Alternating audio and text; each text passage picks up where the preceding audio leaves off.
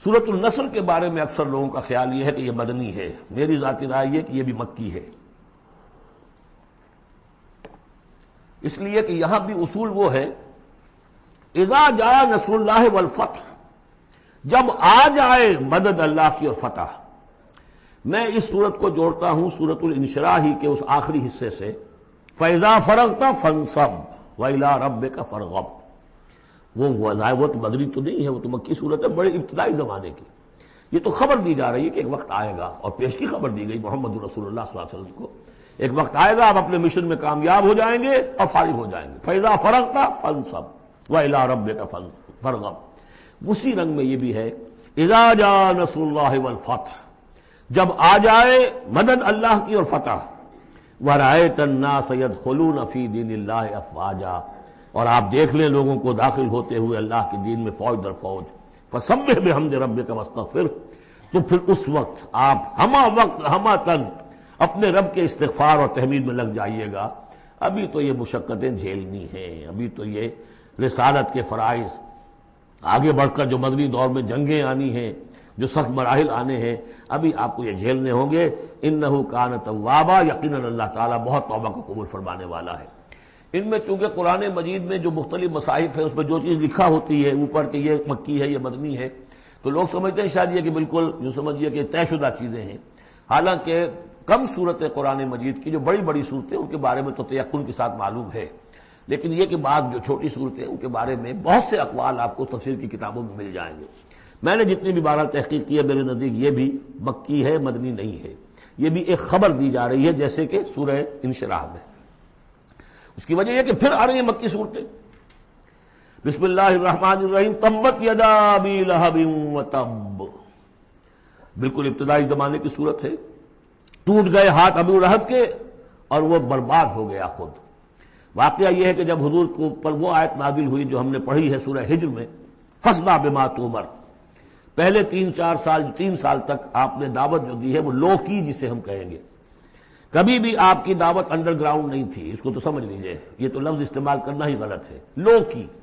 اور لو کی میں کیا تھا؟ پرسنل تعلق، پی پی کالز، لوگوں سے جن سے بھی تعلقات تھے، انفرادی گفتگو میں آپ اپنی دعوت پیش کر رہے تھے۔ پھر حکم آ گیا فاصدع بما تؤمر، اب ڈنکے کی چوٹ کہیے۔ تو آپ کھڑے ہوئے کوہ صفا پر، آپ نے نعرہ لگایا وا صباحا، یہ وہاں کا دستور تھا، تفصیل سے میں یہ بیان کر چکا ہوں، اب سارا واقعہ بیان نہیں کر سکتا۔ تو اس وقت لوگ لپک کر آئے اور ابو لہب بھی آیا، آپ کا چچا۔ جب حضور نے وہاں اپنی دعوت پیش کی تو اس نے کہا تبن لکا لہذا جماعتنا، ہم سمجھے تھے کوئی بڑی اہم بات تم نے بتانی ہوگی تو ہمیں بلایا ہے، ہم پہنچ گئے ہیں اور تم نے ہمیں اس کام کے لیے جمع کیا تھا، تو تمہارے ہاتھ ٹوٹ جائیں۔ معاذ اللہ ثم معاذ اللہ، نقل کفر نہ باشد۔ چونکہ حضور بنو ہاشم کو 2 دفعہ گھر بلا کر کھانا کھلا چکے تھے، تو اسے تو معلوم تھا یہ دعوت کیا تھی، لیکن یہ جو طریقہ آپ نے اختیار کیا تھا وہ تھا جیسا کہ وہاں پر عام الارم کے طور پر ہوتا تھا کہ کوئی فوج کی خبر آئے، کوئی فوج حملہ آور ہونے والی ہے، تو جس شخص کے پاس بھی وہ خبر پہنچ جاتی تھی وہ کپڑے اتار کے مادر ذات برہنہ ہو کر کسی اونچے مقام پر کھڑا ہو کر نعرہ مارتا تھا وا صباحا، ہائے وہ صبح جو آنے والی ہے، غارت گری والی صبح۔ تب لوگ سب دوڑتے تھے، جہاں تک آواز پہنچ گئی، جہاں تک نگاہ دیکھ رہی ہے کہ ننگا کھڑا ہوا ہے ایک آدمی اونچائی کے اوپر، دوڑتے تھے لوگ کہ کیا خبر ہے اس کے پاس۔ حضور معاذ اللہ ننگے ہونے کا کوئی سوال نہیں تھا، لیکن آپ نے آدھی بات ان کی اختیار کر لی جس کے اندر کوئی قباحت نہیں ہے، کہ آپ کھڑے ہوئے اور آپ نے وا صباحا کا نعرہ لگایا۔ وہ صبح قیامت کی خبر دے رہے ہیں، وہ خبر دیتے تھے جو صبح ہوتی تھی غارت گری کی، دشمن آ کر حملہ کرے گا، لیکن وہ بھی تو صبح قیامت ہے۔ بات کوئی تو ہنسی کی نکلے، خندہ صبح قیامت ہی صحیح، صبح قیامت بھی تو ہے نا آخر۔ تو اس نے کہا آپ تمہارے ہاتھ ٹوٹ جائیں، تم نے اس کام کے لیے بلایا تھا۔ تو فرمایا تبت یدا ابی لہب وتب، اے نبی جیسے آپ کے دشمن جنہوں نے آپ کو کہا کہ اس کی تو دم ہی کٹ گئی، وہ ہوں گے جن کی دمیں کٹ جائیں گی، جن کا نام لیوا کوئی نہیں رہے گا۔ اسی طریقے سے جس نے کہا ہے کہ آپ کے ہاتھ ٹوٹ جائیں، ہاتھ اس کے ٹوٹ گئے۔ یہ تو چند سال کے بعد کی بات ہے، لیکن حقیقت میں عالم غیب میں تو اس کے ہاتھ کٹ چکے ہیں، وہ تب اور وہ برباد ہو چکا ہے۔ ما اغنی عنہ مالہ وما کسب، کچھ کام نہیں آئے گی اس کا، نہ اس کا یہ مال اور نہ وہ کمائی جو اس نے کی ہے ساری عمر اور جمع کیا ہے۔ سیصلی نارا ذات لہب، وہ جھونکا جائے گا آگ میں جو بھڑکتی ہوئی آگ ہے۔ اور لہب کا لفظ جو ہے اس کے اپنے نام میں بھی شامل تھا، یہ صنعت لفظی کہلائے گی ابو لہب، کیونکہ وہ بہت ہی سرخ و سفید رنگت کا، بہت جیسے کہ انگارے جیسا اس کا رنگ تھا، اور آنکھیں بھی بڑی بڑی تھی، نہایت حسین و جمیل انسان تھا، اور اس کی بیوی بھی ام جمیل تھی، بہت ہی خوبصورت عورت تھی، اور یہ دونوں جو ہے یہ سمجھیے کہ بڑی ایلیٹ کلاس تھی اس معاشرے کی، اس کے پاس منصب تھا، یہ خزانہ وزیر خزانہ تھا حرم کا، چنانچہ اس کے بارے میں مشہور تھا کہ اس میں سے اس نے سونے کے بنے ہوئے ہرن چرا لیے ہیں۔ اخلاقی طور پر اس کا جو ہے وہ بدنامی اس درجے کی تھی، لیکن یہ کہ حرم کا خزانہ جو تھا وہ اس کی تحویل میں تھا، تو بڑا اونچا منصب دار تھا۔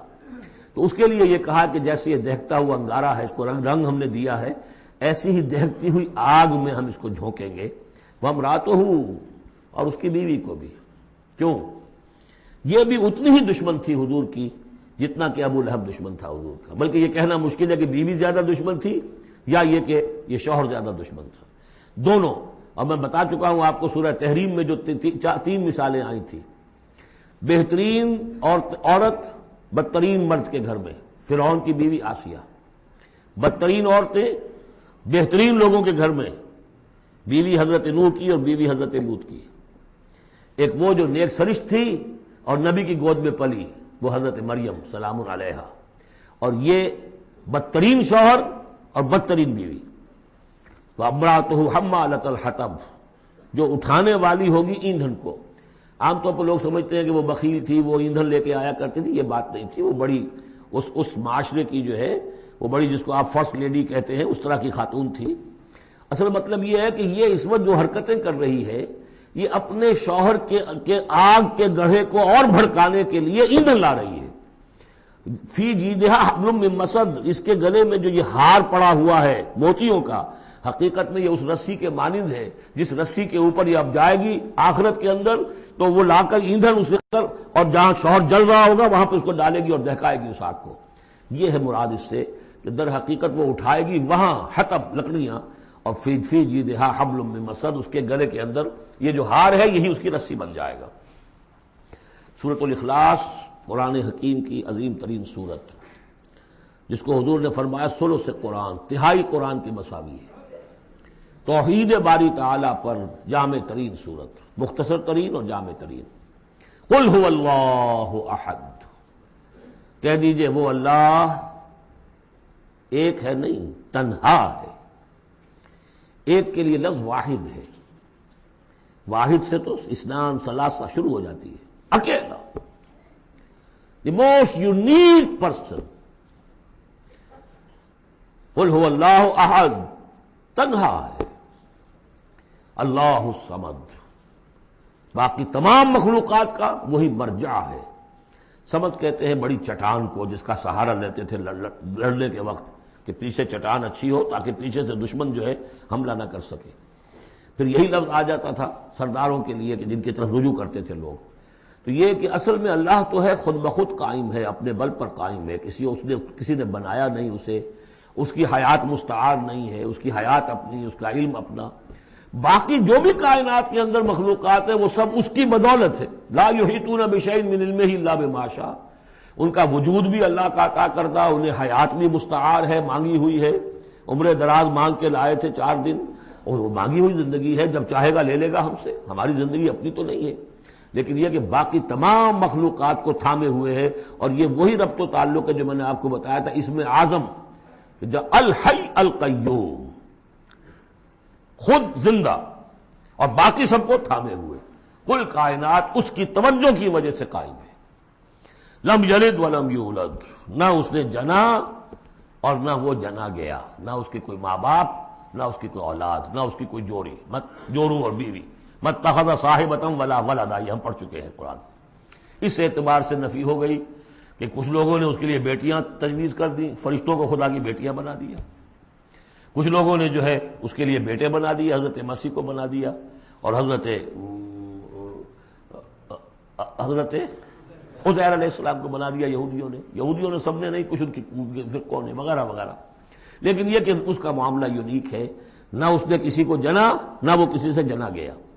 وَلَمْ يَكُنْ لَهُ كُفُوًا أَحَدٌ، اور نہیں ہے اس کا کوئی بھی، اب کفو جو کہتے ہیں برابری کا، کسی حیثیت سے اس کے برابر، کفو، ہم پلہ، ضد، ند، مثل، مثال، مثیل، کوئی نہیں۔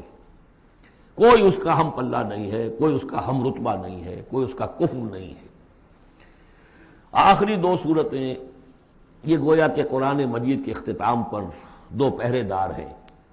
یہ دو صورتیں ہیں کہ جو اصل میں مدنی صورتیں ہیں، نازل ہوئی ہیں مدینہ منورہ میں، اور ان کا زمان نزول کے اعتبار سے شان نزول بھی ہے کہ ان کا حضور پر ایک مرتبہ جادو کیا گیا تھا، تو اس جادو کے اثرات کو زائل کرنے کے لیے یہ آیات پھر اتری ہیں، اور حضور نے پھر جب ان کی بات بار بار تلاوت کی ہے تو وہ جادو کے اثرات، ایک یہودی نے کیا تھا جادو آپ پر، جس سے آپ کچھ چیزیں بھول جاتے تھے، کافی آپ کو دیر کو تکلیف رہی ہے۔ صحیح بخاری کے اندر یہ روایت موجود ہے۔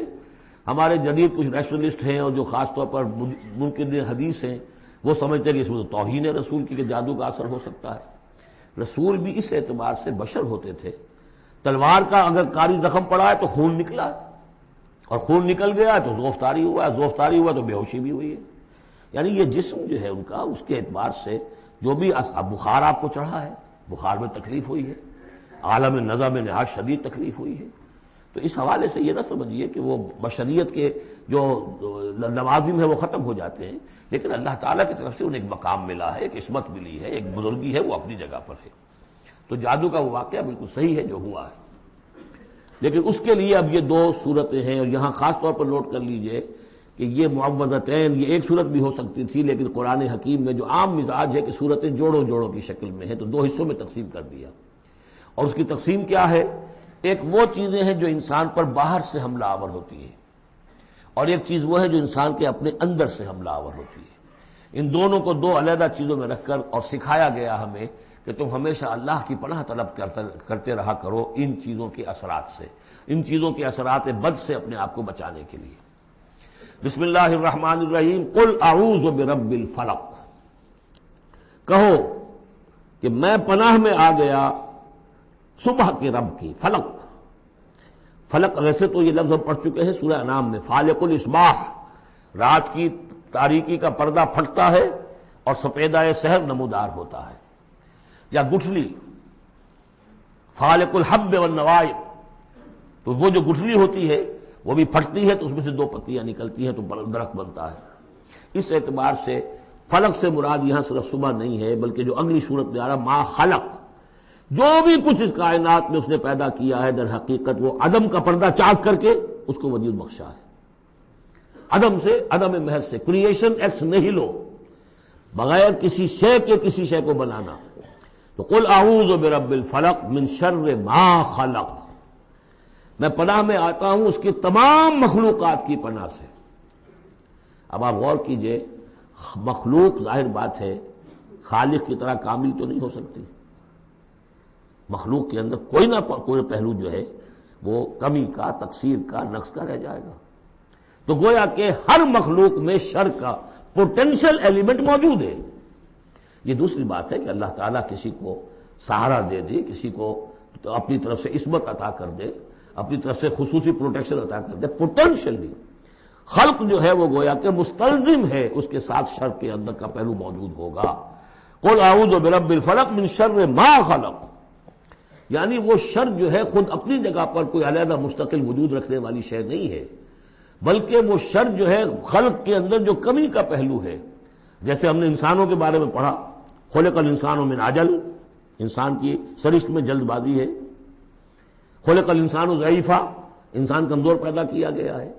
وہ جو اس کا ہے، جو اس کا فطرت والا پہلو ہے، جو روحانی پہلو ہے، وہ تو ہے انا خلقنا الانسان فی احسن تقویم، لیکن جو یہ حیوانی پہلو ہے اس کا جو مادی وجود ہے، اس میں تو ذوق بھی ہے۔ ان الانسان خلق ہلوعا اذا مسہ الشر جزوعا واذا مسہ الخیر منوعا، تو یہ تمام چیزیں جو ذہن میں رکھیے۔ قل اعوذ برب الفلق من شر ما خلق، جو بھی مخلوقات ہیں ان میں سے جو بھی شر کا پہلو ہے میں اس سے اے پروردگار تیری پناہ میں آتا ہوں۔ ومن شر غاسق اذا وقب، خاص طور پر یہ رات کو ڈھانپ لینے والی جو ہے رات، اندھیرا، یہ ظاہر بات ہے اسی پھر رات کے پردے میں چوری بھی ہے، ڈاکہ بھی ہے، اسی میں پھر غول بیابانی جو ہے، شیاطین جن ہیں ان کا بھی جو حرکتیں ہوتی ہیں، پھر یہ ساری چیزیں جو ہے اسی کے سلسلے من شر غاسق اذا وقب، سانپ بچھو وغیرہ بھی اسی وقت نکلتے ہیں۔ ومن شر النفاثات فی العقد، اور جو عورتیں گانٹھیں باندھ کر پھونکے مارتی ہیں، یہ جو بھی ٹونے ٹوٹکے ہوتے ہیں اور اس کی وجہ سے لوگوں کو نقصان پہنچایا جاتا ہے، گویا کہ یہ بھی اس کے اندر بھی کوئی حقیقت ہے، یہ سفلی عملیات بھی ہیں، ان کے بھی اثرات ہیں۔ جیسے کہ ہم جانتے ہیں کہ جادو جو ہے حق ہے، برحق ہے، اگرچہ کفر ہے، شراب کی تاثیر ہے لیکن حرام ہے، کچھ نہ کچھ حقیقت ان لکیروں میں بھی ہے، لیکن ہمیں روک دیا گیا کہ ان کے چکر میں مت پڑو۔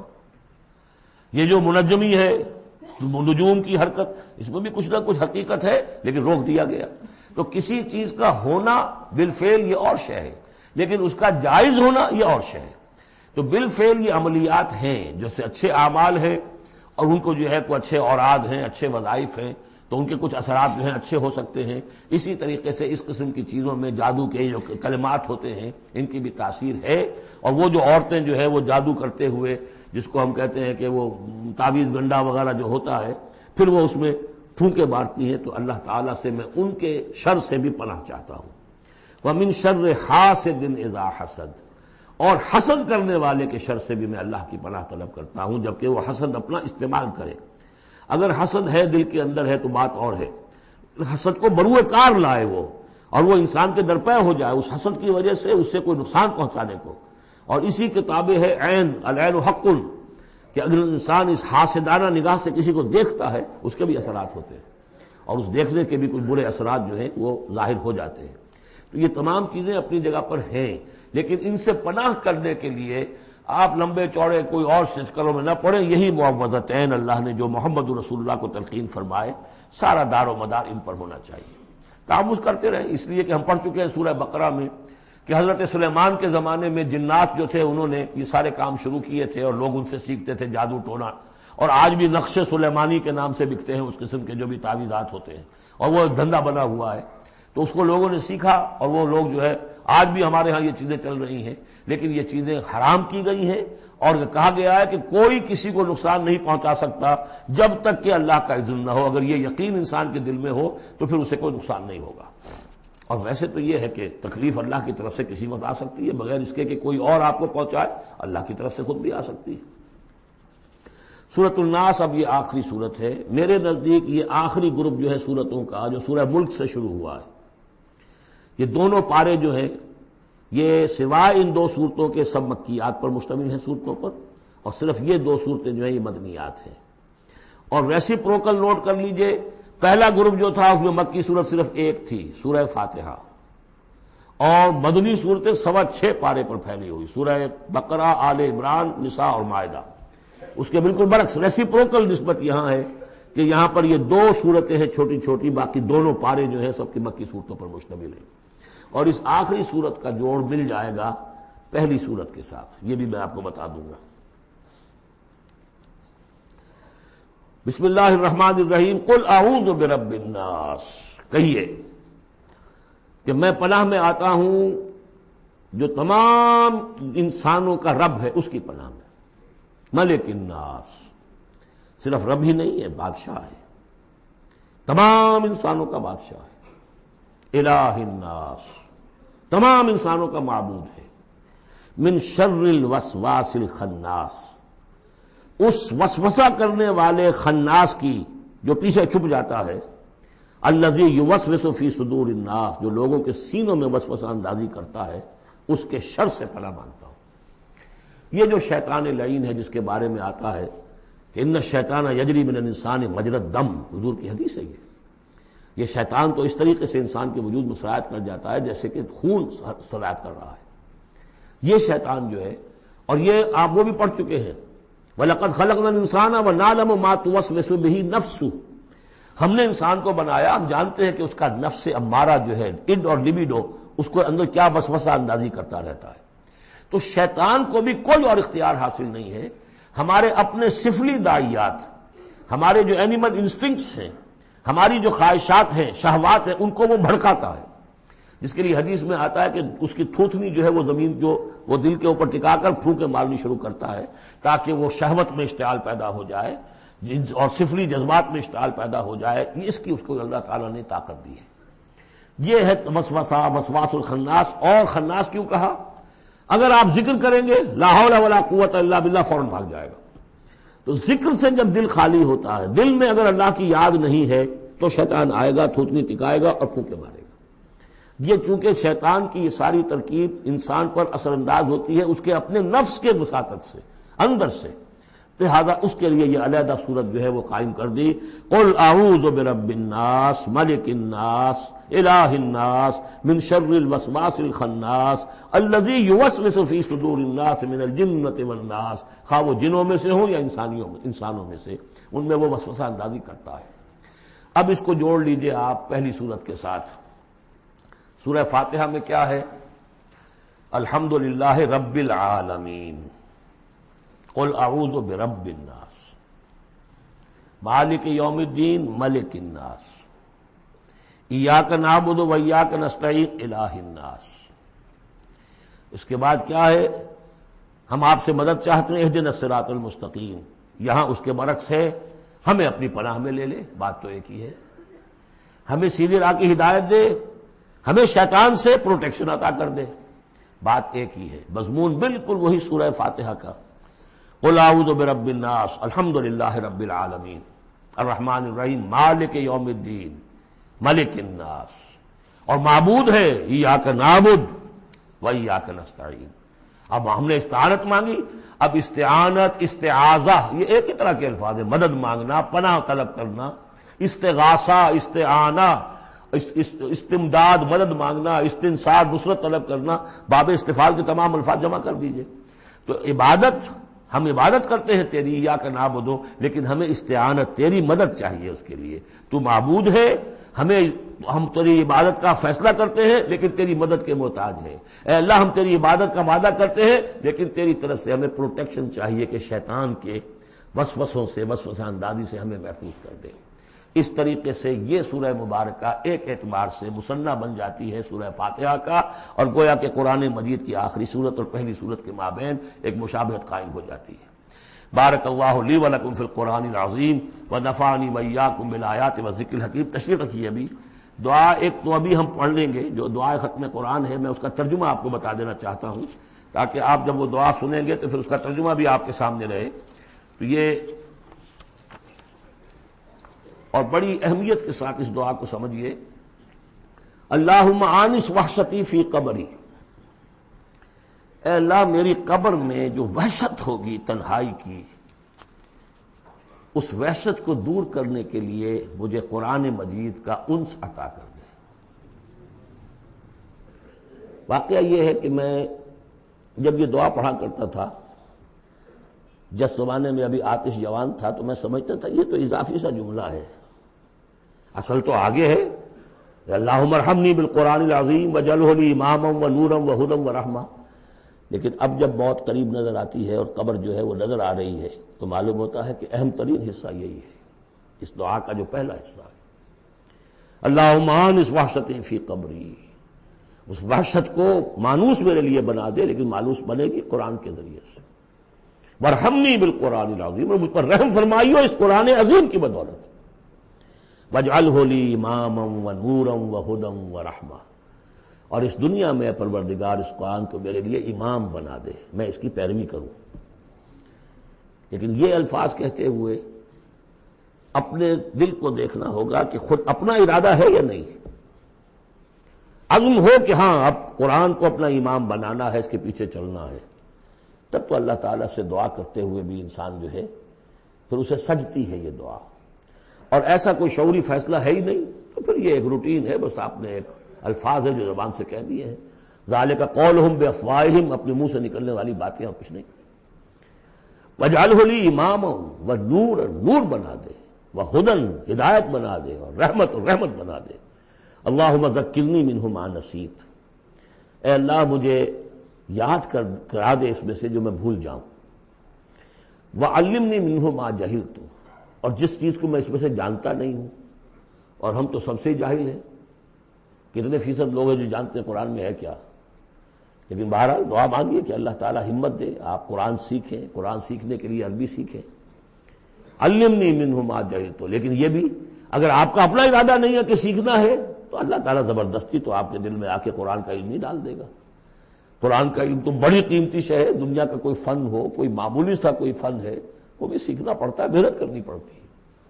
جیسا کہ حضرت علی نے فرمایا، بڑے اونچے اشعار ہیں، یغوث البحر من طلب اللعالی، جو شخص بھی موتیوں کا طلبگار ہوتا ہے اسے سمندر میں غوطہ زنی کرنی پڑتی ہے۔ ومن طلب العلا سہر اللیالی، جو کسی بلند مقام تک پہنچنا چاہتا ہے زندگی میں وہ راتوں کو جاگتا ہے، محنت کرتا ہے، پڑھتا ہے، جو بھی مشقت کرتا ہے۔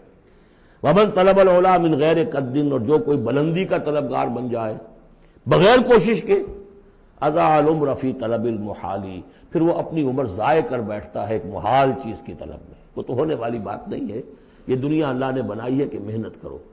تو یہ دعا مانگتے ہوئے علمنی منہ ما جہلت، تو اپنا ارادہ کریں پختگی کے ساتھ۔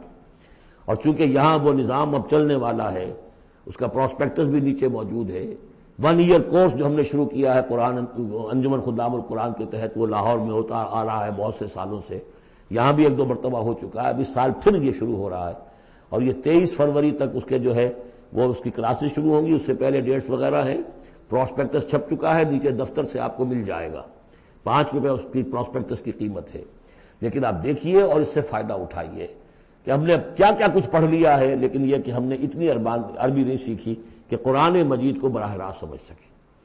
فرمایا وعلمنی منہ ما جہلت وارزقنی تلاوتہ، اور مجھے اے اللہ ہمت دے، نصیب فرمائیے کہ میں اس کو پڑھتا رہا کروں، آنا اللیل و آنا النہار، رات کے اوقات میں بھی اور دن کے اوقات میں بھی، وجعلہ لی حجۃ یا رب العالمین، اور اے تمام جہانوں کے پروردگار اس قرآن کو میرے حق میں دلیل بنا، میرے حق میں گواہ بنا، یعنی میرے خلاف نہ کر دیجو، اس لیے کہ حضور نے فرمایا ہے القرآن حجۃ لک او علیک، یہ قرآن یا تو دلیل ہے اور گواہ ہے تمہارے حق میں اور یا تمہارے خلاف۔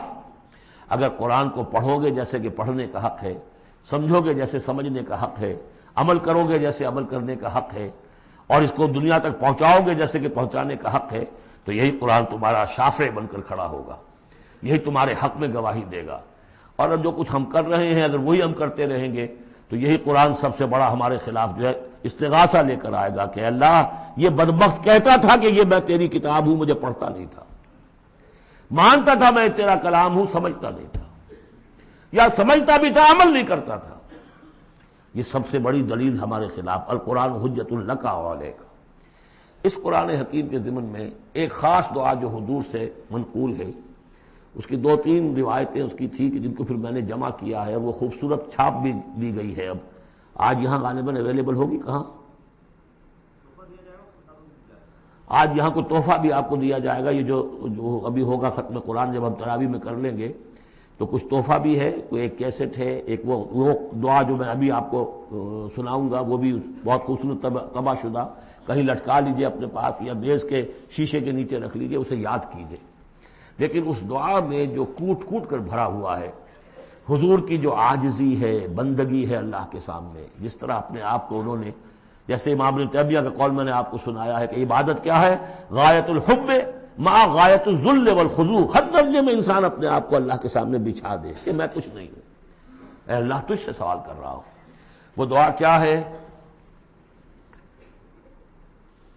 اللہم انی عبدک، پروردگار میں تیرا بندہ ہوں، ابن عبدک، میرا باپ بھی تیرا ادنا غلام تھا، وابن امتک، میری ماں بھی تیری ادنا کنیز تھی، فی قبضتک، میں تیرے قبضہ قدرت میں ہوں، ناصیتی بیدک، میری پیشانی تیرے ہاتھ میں ہے، ماضٍ فی حکمک، میرے پورے وجود میں تیرا ہی حکم جاری و ساری ہے، عدل فی قضاؤک، اور میرے بارے میں جو فیصلہ تو کرے وہ عدل ہی پر مبنی ہوگا، اسألک، میں تجھ سے سوال کرتا ہوں، بکل اسم ہوا لک، ہر اس نام کے حوالے سے جو تیرا ہے، تو قرآن میں بار بار ہم نے پڑھا فدعوہ بہا، للہ الاسماء الحسنی فدعوہ بہا، اللہ کے ناموں کے حوالے سے دعا کیا کرو۔ اسألک بکل اسم ہوا لک، جو تیرے نام ہے، انزلتہ فی کتابک، جسے تو نے اپنی کسی کتاب میں نازل کیا، او علمتہ احدا من خلقک، یا تو نے اپنے مخلوق میں سے کسی کو سکھایا، اب استاثرت بہ فی مکنون الغیب عندک، یا اسے ابھی اپنے پاس اپنے غیب کے خزانے میں محفوظ رکھا ہوا ہے، سارے ناموں کا حوالہ دے کر اسألو کا کیا، ان تجعل القرآن ربیع قلبی، اس قرآن کو میرے دل کی بہار بنا دے، ونور صدری، میرے سینے کا نور بنا دے، وذہاب ہمی، اور میرے ہموم اور غموم کا، غموں کا اور جو بھی تفکرات ہیں ان کا دور کرنے والا۔ ایک جملہ رہ گیا جی، جلا حزنی، میرا کوئی غم ہو، افسوس ہو، اس کو بھی ختم کر دینے والی چیز، اس کا ذریعہ اس قرآن کو بنا دے۔ تو یہ بڑی عظیم دعا ہے جس میں ایک طرف عبدیت کی انتہا ہے، تواضع، اللہ کے سامنے تذلل، اور پھر یہ کہ مانگنے کی شے اصل میں قرآن سے کیا ہے، اللہ سے مانگنے کی شے کیا ہے؟ الرحمن علم القرآن، یہ ہے سب سے بڑی دولت۔ یا ایھا الناس قد جاءتکم موعظۃ من ربکم وشفاء لما فی الصدور وہدی ورحمۃ للمؤمنین قل بفضل اللہ وبرحمتہ فبذلک فلیفرحوا ھو خیر مما یجمعون۔ تو یہ دعا جو ہے آپ مانگیں گے، اور اسی پر اب میں اپنی گفتگو ختم کر رہا ہوں۔ بہرحال جو بھی خدمت میں کر سکا ہوں، 25 دن آج ہو گئے ہیں، اس سے پہلے 3 دن میں یہاں آ چکا تھا، 2 دن میرے لیکچرز ہوئے ہیں یہاں پر تعارف قرآن کے ضمن میں، 25 دن تک یہ معاملہ چلا ہے، روزانہ 4 گھنٹے، آج 2 گھنٹے 2.5 گھنٹے ہو گئے ہیں، ایک روز 5 گھنٹے بھی تھے۔ اللہ تعالیٰ میری اس محنت کو قبول کرے۔ اس دفعہ میں نہیں سمجھتا تھا کہ میں یہ کر سکوں گا، بڑی ڈرتے ڈرتے میں نے اپنے اس خواہش کا اظہار کیا تھا، اللہ سے دعا کی تھی، اس لیے کہ صحت بہت خراب چل رہی تھی، لیکن بہرحال اللہ نے ہمت دی ہے۔ اب جس کو بھی اس سے کوئی خیر پہنچ جائے وہ میرے حق میں بھی دعا کرے۔ باقی اصل بات سمجھنے کی یہ ہے کہ 25 دن تک جو کچھ قرآن ہم نے سمجھا ہے، اب میں چاہوں گا کہ اس کے بعد یہ نماز ہم پڑھیں گے، اس کے بعد وہ دعا جو ہے ختم قرآن کی امام صاحب، حافظ صاحب ان کے پیچھے ہم نے سنا ہے وہ مانگیں گے، اس کے بعد شیرینی اور تحفہ تقسیم ہو جائے گا، اور پھر یہ سمجھیے کہ آدھے گھنٹے کا وقفہ ہوگا تاکہ آپ وہ فریش اپ ہو جائیں۔ پھر 1 گھنٹے میں جتنے سوالات کے جوابات میں دے سکوں گا، جو سوالات آئے ہیں میں جواب دوں گا، باقی کو پھر قرض رکھ لیں گے، پھر کسی کبھی یار زندہ صحبت باقی۔ اور پھر جو ہے مجھے آپ سے آخری گفتگو کرنی ہے، اور مجھے بتانا ہے کہ دین کا کوئی کام جو میں کر رہا ہوں کس نہج سے کر رہا ہوں، اس کے کون کون سے شعبے ہیں، کس کس سے آپ کس طور سے متعلق ہو سکتے ہیں، اس میں میری دعوت کیا ہے، میرے دست و بازو بنے تو، اور اپنے طور پر کریں تو، اللہ تعالیٰ کے دین کے لیے۔ اب یہ سارا کچھ قرآن سننے کے بعد بھی ایسا نہیں ہونا چاہیے کہ ہماری زندگی وہی رہ جائے، اسی رخ پر رہ جائے کہ جو اس رمضان کی آمد سے قبل تھی۔ بارک اللہ لی ولکم فی القرآن العظیم ونفعنی وإیاکم بالآیات والذکر الحکیم۔ الحمدللہ وکفی والصلاۃ والسلام علی عبادہ الذین اصطفیٰ، خصوصاً علی افضلہم وخاتم النبیین محمد الامین وعلی آلہ وصحبہ اجمعین۔ اما بعد فقد قال اللہ تبارک وتعالی کما ورد فی سورۃ الانفال، اعوذ باللہ من الشیطان الرجیم، بسم اللہ الرحمن الرحیم، یا ایھا الذین آمنوا استجیبوا للہ وللرسول اذا دعاکم لما یحییکم وَاعْلَمُوا أَنَّ اللَّهَ يَحُولُ بَيْنَ الْمَرْءِ وَقَلْبِهِ وَأَنَّهُ إِلَيْهِ تُحْشَرُونَ وَاتَّقُوا فِتْنَةً لَا تُصِيبَنَّ الَّذِينَ ظَلَمُوا مِنكُمْ خَاصَّةً وَاعْلَمُوا أَنَّ اللَّهَ شَدِيدُ الْعِقَابِ وَاذْكُرُوا إِذْ أَنْتُمْ قَلِيلٌ مُسْتَضْعَفُونَ فِي الْأَرْضِ تَخَافُونَ أَنْ يَتَخَطَّفَكُمُ النَّاسُ فآواكم وأيدكم بنصره ورزقكم من الطيبات لعلكم تشكرون يا أيها الذين آمنوا لا تخونوا الله والرسول وتخونوا أماناتكم وأنتم تعلمون واعلموا أنما أموالكم وأولادكم فتنة وأن الله عنده أجر عظيم صدق الله العظيم رب اشرح لي صدري ويسر لي امري واحلل عقدة من لساني يفقهوا قولي اللهم ربنا الهمنا رشدنا واعذنا من شرور انفسنا اللهم ارنا الحق حقا وارزقنا اتباعه وارنا الباطل باطلا وارزقنا اجتنابه اللهم وفقنا لما تحب وترضى اللهم اجعلنا من عبادك الذين يستمعون القول فيتبعون احسنه آمین یا رب العالمین۔ میں نے اپنی اس وقت کی گفتگو کا موضوع قرار دیا ہے بحالات موجودہ مسلمانان پاکستان کے لیے قرآن حکیم کی عملی رہنمائی۔ الحمدللہ ہم نے 25 دن قرآن پڑھا، بہت سے حضرات نے پوری پابندی سے شرکت کی ہے، پورے قرآن کے ترجمے سے گزرے ہیں۔ قرآن مجید میں کہیں گفتگو مشرکین سے ہو رہی ہوتی تھی، کبھی منافقین سے ہو رہی ہوتی تھی، کبھی منکرین آخرت سے ہو رہی ہوتی تھی، کبھی یہود سے، کبھی نصارہ سے، کبھی مسلمانوں سے۔ اور یہ کہ مکی صورتوں کا اپنا رنگ اور انداز ہے اور مدنی صورتوں کا اپنا رنگ اور انداز ہے۔ پھر اس میں احکام الہیہ بھی آئے ہیں، عبادات کے ضمن میں آئے ہیں، معاشرتی احکام آئے ہیں، آئلی قوانین آئے ہیں، سیاسی ہدایات آئی ہیں۔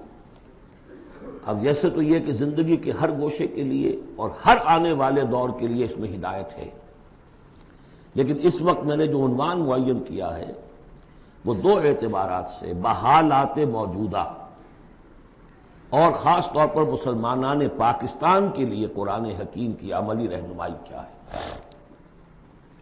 لیکن یہ کہ قرآن مجید کی وہ رہنمائی کہ جو ابدی ہے، ہمیشہ کے لیے ہے، اساسی ہے، بنیادی ہے، جو زمان و مکان کی حدود سے ماورا ہے، میں چاہتا ہوں کہ پہلے اسے بھی چند نکات کی شکل میں اس کا خلاصہ آپ کے سامنے رکھ دوں۔ قرآن مجید کی وہ جو تعلیم ہے ابدی، ماورائے زمان و مکان، ہر دور، ہر ملک، ہر زمانے کے مسلمان کے لیے، وہ کیا ہے؟ پہلی بات یہ ہے کہ اللہ کا حق ادا کرے، اور اللہ کا حق کیا ہے؟ توحید۔ توحید ایک عقیدے کی توحید ہے، اس کو مانے کہ وہ ایک ہے، اپنی ذات میں تنہا ہے، کوئی اس کا مد مقابل اور کفر نہیں ہے، نہ اس کی صفات میں نہ اس کی ذات میں۔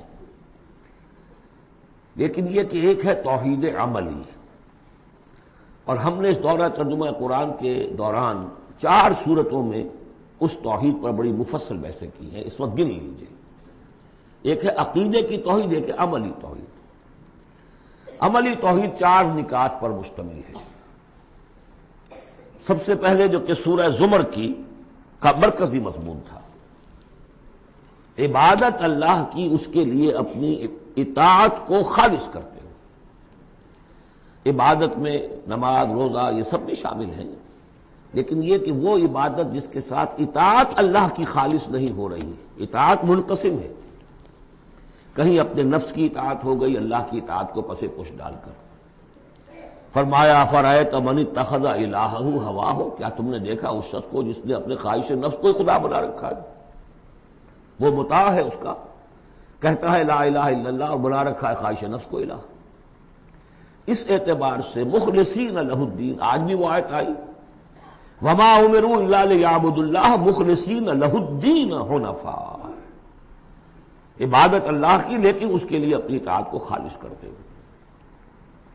اب اس میں یہ ہے کہ وہ خالص اطاعت کلی اطاعت ہوگی، یا ایھا الذین آمنوا ادخلوا فی السلم کافہ۔ اور منفی طور پر تنبیہ، آج بھی میں نے وہ آیت آپ کو سنا دی تھی، پھر تازہ کر لیجئے۔ اگر اللہ کی اطاعت کچھ حصے میں کی جائے زندگی کے، کچھ میں نہ کی جائے، گویا کہ آپ نے تقسیم کر لیا اطاعت کو، اس پر جو وعید آئی ہے افتؤمنون ببعض الکتاب وتکفرون ببعض فما جزاء من یفعل ذلک منکم الا خزی فی الحیاۃ الدنیا ویوم القیامۃ یردون الی اشد العذاب۔ کیا تم ہماری کتاب اور شریعت کے ایک حصے کو مانتے اور ایک کو نہیں مانتے؟ تو جو کوئی بھی یہ روش اختیار کرے گا دنیا کی زندگی میں، اس کا اس کے سوا کوئی اس کی سزا نہیں ہے کہ دنیا میں تو ذلیل و خوار کر دیے جائے اور قیامت کے دن شدید ترین عذاب میں جھونک دیے جائے۔ تو یہ عبادت ہوگی مخلصین لہ الدین۔ اسی کا ایک اور پہلو ہے دعا، الدعاء مخ العبادہ، الدعاء هو العبادہ۔ سورہ مومن کا مرکزی مضمون وہ تھا فادعوا اللہ مخلصین لہ الدین، دعا تو کرو لیکن تم اطاعت بھی خالص اس کی کرتے ہو کہ نہیں؟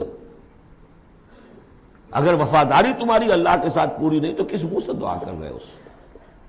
وہ حدیث میں سنا چکا ہوں کہ ایک شخص حج کے لیے پہنچ گیا ہے اور وہ پہنچا ہوا ہے جبل رحمت پر اور ہاتھ اٹھا کے دعائیں مانگ رہا ہے، یا رب یا رب، وَأَنَّىٰ يُسْتَجَابُ لِذَٰلِكَ، اس کی دعا کیسے قبول ہو؟ وَمَطْعَمُهُ حَرَامٌ وَمَلْبَسُهُ حَرَامٌ وَغُذِّيَ بِالْحَرَامِ، اس کا کھایا ہوا حرام کا ہے، پہنا ہوا حرام کا ہے، اس کا جسم حرام کی آمدنی سے اور اس کے کھانے پینے سے بنا ہوا ہے۔ تو دعا مخ العبادہ هو العبادہ، لیکن دعا بھی وہی کہ جو مخلصین لہ الدین، اس حال میں کی جا رہی ہو کہ بندے نے یکسو ہو کر اپنی کل اطاعت کو اللہ کے لیے بنا دیا۔ اس سے اگلا قدم ہوتا ہے ان فرد سے ایک دوسرے فرد کو دعوت، اب اسی کے داعی بن کر کھڑے ہو جاؤ، اب لوگوں کو بھی اسی کی دعوت دو، وہ بھی اللہ کی بندگی کریں مخلصین لہ الدین، وہ بھی اللہ کو پکاریں مخلصین لہ الدین۔ وَمَنْ أَحْسَنُ قَوْلًا مِّمَّنْ دَعَا إِلَى اللَّهِ وَعَمِلَ صَالِحًا وَقَالَ إِنَّنِي مِنَ الْمُسْلِمِينَ، یہ سورہ حامیم السجدہ کی مرکزی آیت ہے۔ چوتھا اور آخری مرحلہ یہ ہے کہ یہ کیسے ہوگی مخلصین لہ الدین کی پوزیشن، اگر جس ملک میں آپ رہ رہے ہیں وہاں قانون تو کسی اور کا چل رہا ہے، عدالتیں اس قانون پر فیصلے کر رہی ہیں، نظام جو ہے معاشی وہ کسی اور نظام پر چل رہا ہے، وہ سودی کاروبار ہو رہا ہے اور سودی لین دین ہو رہا ہے، پورا بزنس اس پر ہے، پوری انڈسٹری اسی پر ہے، پوری حکومت اس پر ہے، تو ہم بھی تو اسی کے فرد ہیں نا، شہری ہیں اسی ملک کے، اسی ریاست کے، اسی معاشرے میں رہتے ہیں۔ تو یہ مقصد تو اسی وقت پورا ہوگا جبکہ پورے نظام زندگی پر اللہ کی اطاعت کا سکہ قائم ہو جائے۔ اس کا نام ہے اقامت الدین۔ چنانچہ سورہ شورى پھر چوتھے نمبر پر جو آئی اس کا مرکزی مضمون کیا تھا؟ شرع لکم من الدین ما وصى به نوحا والذی اوحینا الیک وما وصینا به ابراہیم وموسیٰ وعیسیٰ ان اقیموا الدین ولا تتفرقوا فیہ۔ اس لیے کہ قرآن مجید تو کہتا ہے ومن لم یحکم بما انزل اللہ فاولئک هم الکافرون، ہماری عدالتوں میں فیصلے اللہ کے قانون کے مطابق تو نہیں ہو رہے، تو فیصلے کرانے والے، فیصلے کرنے والے، فیصلے ماننے والے، فیصلے ایگزیکیوٹ کرنے والے، فیصلوں کی تنفیذ کرنے والے، وہ سب کیا ہوئے؟ وَمَن لَّمْ يَحْكُم بِمَا أَنزَلَ اللَّهُ فَأُولَٰئِكَ هُمُ الظَّالِمُونَ، وہی تو مشرک ہے۔ وَمَن لَّمْ يَحْكُم بِمَا أَنزَلَ اللَّهُ فَأُولَٰئِكَ هُمُ الْفَاسِقُونَ، وہی تو باغی ہیں ہمارے۔ تو مطلب یہ ہے کہ اس صورتحال سے نکلنے کی صرف ایک شکل ہے، دین کو قائم کرنے کی جد و جہد ہمہ ہمہ وقت، اس نظام باطل کو ریکنسائل نہ کیا جائے اس سے ذہناً قلباً۔ live under it if you have to live it but under protest، اگر کوئی اور راستہ نہیں ہے انڈر پروٹیسٹ رہے کہ میں نے اس نظام کو قبول نہیں کیا، میں اسے تسلیم نہیں کرتا، میں اس سے استفادہ کروں گا جو کم سے کم ہے میرے بقا کے لیے، اور اپنی ساری توانائی، اپنی ساری قوت، اپنی ساری طاقت، اپنی ساری صلاحیت، اپنے سارے وسائل اور ذرائع اس نظام کو بے خودن سے اکھیڑ کر اس کی جگہ پر اللہ کا دیا ہوا نظام قائم کرنے کے لیے وقف کر دوں، اس کے علاوہ کوئی شکل نہیں ہے۔ اسی کے نام ہے تکبیر رب، رب کو بڑا کرو وَرَبَّكَ فَكَبِّرْ، اسی کا مطلب ہے، اسی لیے حضور بھیجے گئے، هو الذی ارسل رسولہ بالہدی ودین الحق لیظہرہ علی الدین کلہ، اسی کے لیے آیا قاتلوہم حتی لا تکون فتنۃ ویکون الدین کلہ للہ۔ یہ تمام اصطلاحات ہیں، عباراتنا شتیٰ وحسن کا واحد، مطلب کیا ہے؟ دین کو قائم کرو، دین کے مکمل نظام کو برپا کرو تاکہ زندگی اپنے تمام ایسپیکٹس، اپنے تمام پہلوؤں سمیت انفرادی اور اجتماعی زندگی کے تمام گوشے اللہ کی اطاعت کے اندر آ جائیں۔ اس کے بغیر اللہ کا حق ادا نہیں ہو سکتا۔ پہلا کام ہے اللہ کا حق ادا کرنا، اسی لیے فرمایا وما خلقت الجن والانس الا لیعبدون، لیکن اس عبادت کے یہ لوازم ہیں، فاعبدوہ مخلصین لہ الدین، فادعوہ مخلصین لہ الدین، اسی کی دعوت دوسروں کو دو، ادعو الی سبیل ربک بالحکمت والموعظۃ الحسنۃ وجادلہم باللتی احسن، اور اللہ کے دین کو بتمام و کمال قائم کرنے کے لیے تن من دھن لگا دو۔ اب آئیے اللہ کے بعد دوسرا حق ہم پر ہے رسول کا صلی اللہ علیہ وسلم، جن کی بدولت ہمیں یہ ہدایت نصیب ہوئی، ہمارے ماں باپ کو ان کے ماں باپ سے ملی، ان کو ان کے ماں باپ سے ملی۔ اس میں حضور صلی اللہ علیہ وسلم کی محنتیں ہیں، آپ کے صحابہ کی، محمد رسول اللہ والذین معہ کیسی کیسی مشقتیں جھیلی ہیں، تب یہ دین پھیلا تھا اور تب یہ دین غالب ہوا تھا۔ ان کا کیا حق ہے ہمارے اوپر؟ ویسے میں ساری حقوق تو یہاں بیان نہیں کر سکتا، لیکن ایک بات جان لیجئے کہ چونکہ محمد صلی اللہ علیہ وسلم بھیجے گئے تمام دنیا کے لیے اور قیامت تک کے لیے انسانوں کے لیے رسول، 5 مرتبہ آیا ہے، جن میں سب سے نمایاں آیت یہ 2 آیتیں تو اکثر لوگوں کو یاد ہوں گی، وَمَا أَرْسَلْنَاكَ إِلَّا رَحْمَةً لِّلْعَالَمِينَ وَمَا أَرْسَلْنَاكَ إِلَّا كَافَّةً لِّلنَّاسِ بَشِيرًا وَنَذِيرًا۔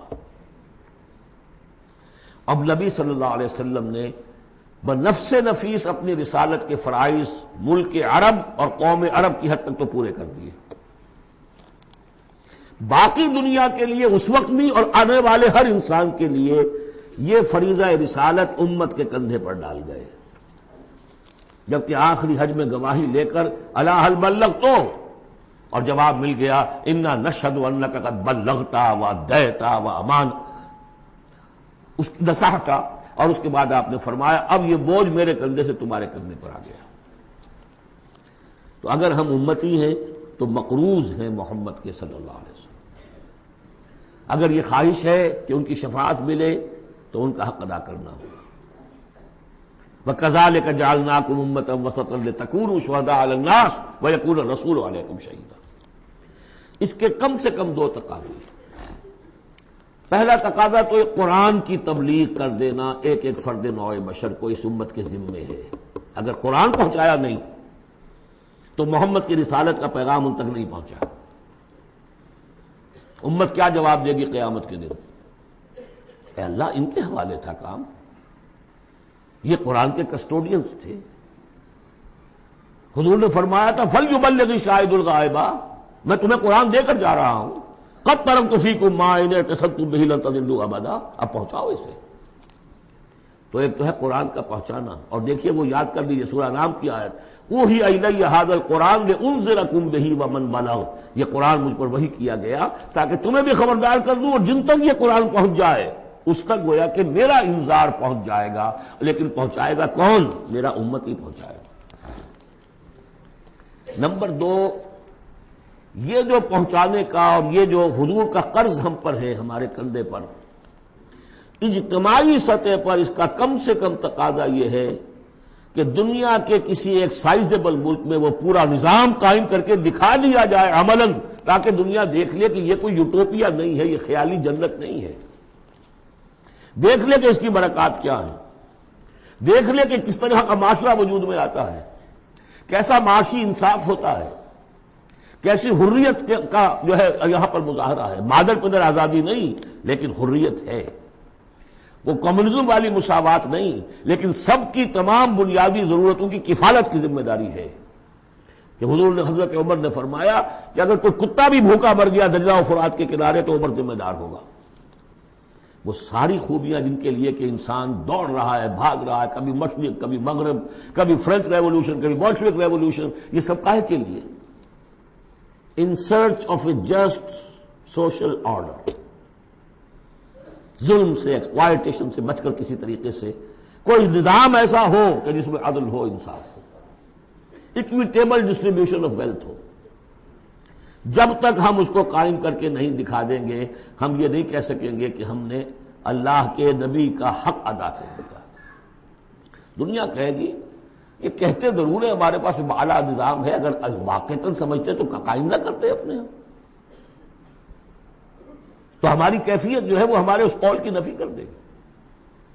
گویا کہ اللہ کا حق بھی ادا نہیں ہوتا جب تک کہ پورا نظام قائم نہ کیا جائے، اور رسول کا قرض بھی ادا نہیں ہوتا جب تک کہ اللہ کے دین کا پورا نظام قائم نہ کیا جائے۔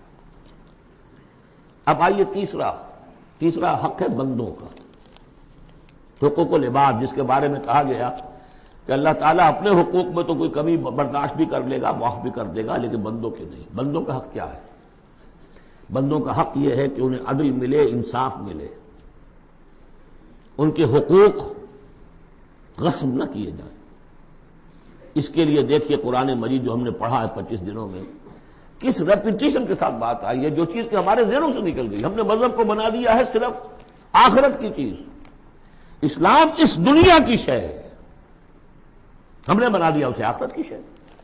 لہذا نتیجہ کیا نکلا ہے کہ لوگوں نے کہا، مارکس نے کہا religion is the opium of the masses, اب سب کچھ آخرت میں مل جائے گا، یہاں ظلم سہ لو، برداشت کر لو، سرمایہ داروں کے، جاگیرداروں کے، اور جو سرداران قبائل ہیں ان کے سب ظلم سہو، برداشت کرو، اور تمہیں اللہ کے ہاں آخرت میں مل جائے گا۔ قرآن کا نظریہ تو یہ نہیں ہے۔ قرآن کا ہم پڑھ چکے، سورہ آل عمران میں فرمایا اللہ خود قائما بالقسط ہے، عدل کا قائم کرنے والا۔ انبیاء کو کیوں بھیجا؟ اللہ اکبر، وہ آیت سورہ حدید کی آیت نمبر 25، لقد ارسلنا رسلنا بالبینات وانزلنا معهم الکتاب والمیزان لیقوم الناس بالقسط۔ ہم نے اپنے رسول بھیجے معجزات دے کر، ہم نے کتاب نازل فرمائی، ہم نے میزان نازل فرمائی، حقوق اور فرائض کا توازن، حقوق اور فرائض کا توازن۔ کس لیے یہ سب کچھ ہم نے نازل کیا؟ یہ کھکیڑ کس لیے بول لیا؟ Was it an exercise in futility? لیقوم الناس بالقسط، تاکہ لوگ عدل پر قائم ہوں۔ اور ہم نے لوہا بھی اتارا ہے جس میں جنگ کی صلاحیت ہے، جو لوگ ظلم چھوڑنے پر آمادہ نہ ہو، لوہے کی طاقت سے ان کے سر چلے جائیں، تاکہ اللہ دیکھ لے کہ میرے کون سے بندے ہیں جو میرے وفادار ہیں، میرے نظام عدل قسط کو قائم کرنے کے لیے تن من دھن لگاتے ہیں، جانے دینے کو تیار ہے۔ آیت نمبر 25 سورہ حدید کی، نظام عدل و قسط، انزال کتب، ارسال رسل، ان سب کا تھیم کیا ہے؟ یہاں عدل و انصاف قائم کرنا۔ حضور سے کہہ دیا گیا، یہ سورہ شورا کی آیت یاد کر دیجیے، آیت نمبر 15، کہہ دیجئے وَأُمِرْتُ لِأَعْدِلَ بَيْنَكُمْ، دیکھو میں تمہارے مابین عدل قائم کرنے آیا ہوں۔ مسلمانوں سے کہا گیا سورہ نساء میں، یا ایھا الذین آمنوا کونوا قوامین بالقسط شہداء للہ، اہل ایمان عدل کو، قسط کو قائم کرنے والے بن کر کھڑے ہو جاؤ پوری طاقت کے ساتھ، اور اللہ کی گواہی دو، اس لیے کہ اللہ جو ہے وہ خود قائما بالقسط ہے، اس کی گواہی اسی طرح ہوگی کہ تم اس کے نظام عدل و قسط کو قائم کرو۔ یہی مضمون پھر دوہرا کر سورہ مائدہ میں آ گیا، یا ایھا الذین آمنوا کونوا قوامین للہ شہداء بالقسط، کھڑے ہو جاؤ اللہ کے لیے۔ لیکن اللہ کے لیے کھڑا ہونا کیا ہے؟ اللہ کو کھانا دینا ہے، روٹی دینی ہے، کیا دینا ہے؟ اللہ کے لیے کھڑے ہو جانے کا مطلب ہے اس کے دیے ہوئے نظام عدل و قسط کو قائم کرو۔ یہ ہے دین، جس کا یہ پہلو جو ہے سرے سے نگاہوں سے اوجھل ہے۔ انسانوں کا حق ہے ان کو ظلم سے نجات دلائی جائے۔ حضور کی اپنی شان تھی، یضع عنہم اصرہم والاغلال اللاتی کانت علیہم، آ کے آپ نے دنیا کو وہ جو طوق ان کے گردنوں میں پڑے ہوئے تھے، بادشاہوں کی غلامی کے طوق، ان سے نجات دلائی ہے، سرمایہ داروں کی غلامی کے طوق، اس سے نجات دلائی ہے، سود کی جڑ کاٹ کر سرمایہ داری کی جڑ کاٹ دی، اور بادشاہت کی جڑ کاٹ کر برابر، تم سب کے سب برابر ہو، بادشاہ صرف ایک وہ ہے، سروری زیبا فقط اس ذات بے ہمتا کو ہے، حکمراں ہے ایک وہی باقی بتان آدری، یا ایھا الناس کونوا عباد اللہ اخوانا، سب کے سب اللہ کے بندے بن جاؤ، تم میں سے کوئی آقا نہیں ہے، سب کے سب بندے بن جاؤ، آپس میں بھائی بھائی بن جاؤ۔ اور اس کی آخری بات آپ کو بتاؤں گا، سعد بن ابی وقاص رضی اللہ تعالیٰ عنہ، جب مسلمانوں نے حملہ کیا ایران پر، تو رستم سپہ سالار افواج جو تھا ایران کا، اس نے یہ سوال کروایا کہ آپ ہم پر کیوں چڑھ دوڑے ہیں؟ پہلے بھی آپ عرب لوگ تھے، بدوی بدو لوگ تھے، کبھی کبھی لوٹ مار کر کے لے جایا کرتے تھے، آتے تھے لوٹ مار کیا اور چلے گئے، یہ اس دفعہ ہماری جان نہیں چھوڑ رہے ہو، کیا وجہ ہے؟ سعد ابن ابی وقاص رضی اللہ تعالیٰ عنہ غالباً رشتے میں حضور کے ماموں لگتے ہیں، اور صحابی اتنے درجے کے ہیں، عشرہ مبشرہ میں سے ہیں، اور ایک ہی صحابی ہے حضور کا جس کے لیے حضور نے کہا ہے کہ تم پر میرے ماں باپ قربان۔ غزوہ احد میں جب حضور پر نرغہ ہوا ہے اور ہر طرف سے دشمن نے حملہ کیا ہے، یہ 7 تیر چلا رہے تھے اور روک رہے تھے دشمنوں کو، اس وقت حضور نے فرمایا ہے 7 تیر چلائے جاؤ، تم پر میرے ماں باپ قربان۔ یہ شان ہے ان کی۔ ان کا جواب یہ تھا کہ اس مرتبہ ہم خود نہیں آئے، لوٹ مار کرنے نہیں آئے، انا قد ارسلنا، اب تو ہمیں بھیجا گیا، we are on a mission, اللہ نے بھیجا اپنے رسول کو، اللہ کے رسول نے بھیجا ہمیں۔ And what's the mission? لِنُخْرِجَ النَّاسَ مِنْ ظُلُمَاتِ الْجَهَالَةِ إِلَى نُورِ الْإِيمَانِ، لوگوں کو نکالے جہالت اور جاہلیت کی تاریکیوں سے ایمان کی روشنی کی طرف۔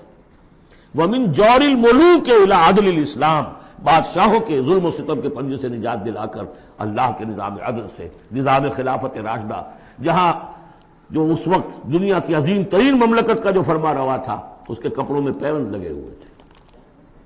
ایرانی سے سفیر آیا تھا دیکھنے کے لیے، اور مدینے میں پوچھا تھا حضرت عمر کے زمانہ خلافت میں، اے نا ملککم، تمہارا بادشاہ کہاں ہوتا ہے؟ جواب ملا تھا لیس لنا ملک، ہمارا کوئی بادشاہ نہیں ہے، بل لنا امیر، ہمارا ایک امیر ہے۔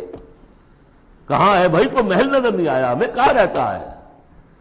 وہ گیا ہے، محل وحل تو کوئی ہے ہی نہیں، وہ گیا ہے، کچھ اونٹ جو تھے گم ہو گئے تھے بیت المال کے، بہت تلاش کیا نہیں ملے، تلاش کرنے گیا۔ وہ نظام، کوئی وجہ تھی کہ گاندھی نے 1937 میں کہا تھا، جب پہلی مرتبہ پروونشل الیکشنز ہوئے ہیں ہندوستان میں، اور فرسٹ انسٹالمنٹ دی ہے انگریزوں نے سیلف رول کی انڈینز کو، اور تقریباً پورے ہندوستان میں کانگریس کی وزارتیں بنی ہیں۔ ہریجن میں جو اس نے مقالہ لکھا تھا کہ میں آپ لوگوں کے سامنے ابو بکر اور عمر کی مثال پیش کرتا ہوں، فالو دیم۔ جادو وہ جو سر چڑھ کر بولے۔ نوٹ کیجئے، یہ تین ہیں حقوق: اللہ کا حق اقامت دین، رسول کا حق تبلیغ قرآن، اور دین کا ایک مکمل نمونہ ضرور دکھا دینا عملی شکل میں، تاکہ حجت قائم ہو جائے، اور انسانوں کا حق انہیں ظلم و ستم کے پنجوں سے نجات دلا کر اور انہیں اسلام کے نظام عدل کے تحت لایا جائے۔ یہ انسانوں کا حق ہے۔ تینوں حق جا کر مل گئے ایک ہی چیز پر، جس کا نام اقامت دین ہے۔ یہ چیزیں میں نے کہی ہیں، یہ ہیں دائمی ابدی۔ ایک مسلمان اکیلا بھی کہیں ہے، اس کو بھی سمجھنا چاہیے میری ذمہ داریاں ہیں۔ شروع کریں، آج کریں، کل ایک اور آدمی مل جائے گا، دو ہو جائیں گے۔ ایک اکیلا دو جماعت، ایک اکیلا دو 11۔ نہیں کامیاب ہوتا کوئی بات نہیں، فرض تو وہ ہے کہ ادا کرنا ہے۔ کامیابی ناکامی 950 برس تک حضرت نوح دعوت دیتے رہے، ناکام رہے اس معنی میں، ویسے تو کامیاب وہی ہوئے، باقی قوم جو ہے ہلاک ہو گئی، لیکن اس معنی میں تو ناکام رہے، کوئی پرواہ نہیں۔ اب میں چاہتا ہوں کہ اب پاکستان کے خاص کانٹیکسٹ میں آ کر بات کروں، اور یہ گویا کہ میری گفتگو اب ایک کنٹینیویشن میں ہے جو جمعے کا میرا خطاب تھا۔ پہلی بات تو یہ سمجھیے، اپنی خودی پہچان ہو غافل افغان۔ یہ پاکستان کس شے کا نام ہے؟ کیا یہ دنیا میں دوسرے جو مسلمان ممالک ہیں ویسا ہی مسلمان ملک ہے، یا اس کی کوئی خصوصی اہمیت ہے، کوئی خصوصی حیثیت ہے، کوئی امتیازی مقام اور مرتبہ ہے؟ اور یہ بھی سارا کچھ میں آپ کے سامنے رکھوں گا قرآن مجید سے۔ میں نے اس آیت کے حوالے سے سب سے پہلی بات یہ کہ قیام پاکستان کا اصل جذبہ محرکہ کیا تھا، میں یہ اس سورہ مبارکہ کی آیت نمبر 26 کے حوالے سے بیان کر چکا ہوں۔